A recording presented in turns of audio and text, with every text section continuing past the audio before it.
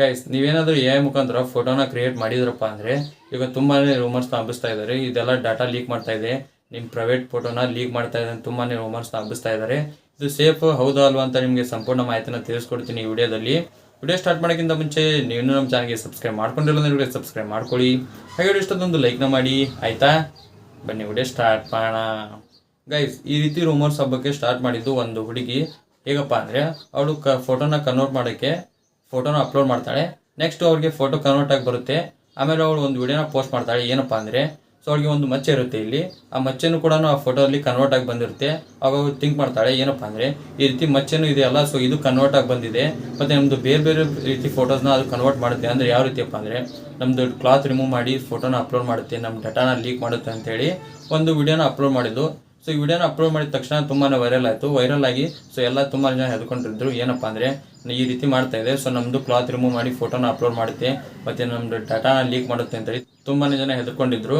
So ಅದಕ್ಕಾಗಿ ನಾನು ವಿಡಿಯೋನ ಮಾಡಿದ್ದೆ. ಸೊ ಯಾವ ರೀತಿ ಎಡಿಟ್ ಮಾಡೋದು, ಅದನ್ನ ಪ್ರಾಂಪ್ಟ್ ಹಾಕಿ ಮತ್ತು ಯಾವ ರೀತಿ ಎ ಮುಖಾಂತರ ಫೋಟೋನ ಕ್ರಿಯೇಟ್ ಮಾಡೋದು ಅಂತೇಳಿ ವಿಡಿಯೋನ ಮಾಡಿದ್ದೆ. ಸೊ ತುಂಬಾ ಜನ ಕಮೆಂಟ್ ಮಾಡ್ತಾಯಿದ್ರು, ಇದು ಸೇಫ್ ಹೌದಾ ಅಲ್ವಾ ಅಂತೇಳಿ. ಅದಕ್ಕಾಗಿ ನಿಮಗೆ ತಿಳಿಸ್ಕೊಡ್ತೀನಿ.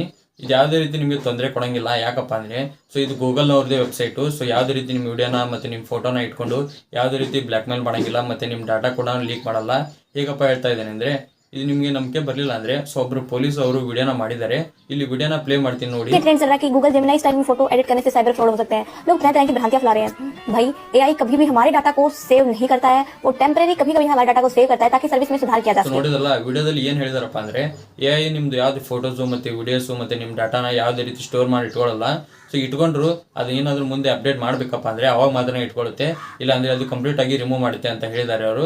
ಸೊ ಯಾವುದೇ ರೀತಿ ನಿಮಗೆ ತೊಂದರೆ ಇಲ್ಲ. ಎ ಐ ಮುಖಾಂತರ ನೀವು ಫೋಟೋನ ಕ್ರಿಯೇಟ್ ಮಾಡಿದ್ದಾರೆ ಅಂದರೆ ಯಾವುದೇ ರೀತಿ ಹೆದರ್ಕೊಳ್ಳೋ ಅವಶ್ಯಕತೆ ಇಲ್ಲ. ಮತ್ತು ಹೇಗಪ್ಪ ನಮ್ಮ ಫೋಟೋಸು ಡಾಟಾ ಎಲ್ಲ ಲೀಕ್ ಆಗ್ತಾವೆ ಅಂದರೆ ನೀವು ನೋಡಿರ್ಬೋದು, ವಾಟ್ಸಪ್ನಲ್ಲಿ, ಫೇಸ್ಬುಕ್ನಲ್ಲಿ ಬೇರೆ ಬೇರೆ ಕಡೆ ನಿಮಗೆ ಒಂದು ಲಿಂಕ್ ಬಂದಿರುತ್ತೆ. ಸೊ ಅದ್ರ ಮೇಲೆ ಕ್ಲಿಕ್ ಮಾಡಿರಿ, ನಿಮಗೆ 399 ರೂಪಾಯಿ ರೀಚಾರ್ಜ್ ಸಿಗುತ್ತೆ, ಅದು ಸಿಗುತ್ತೆ, ಇದು ಸಿಗುತ್ತೆ ಅಂತೇಳಿ ಲಿಂಕ್ನ ಕಳಿಸ್ತಾ ಇರ್ತಾರೆ.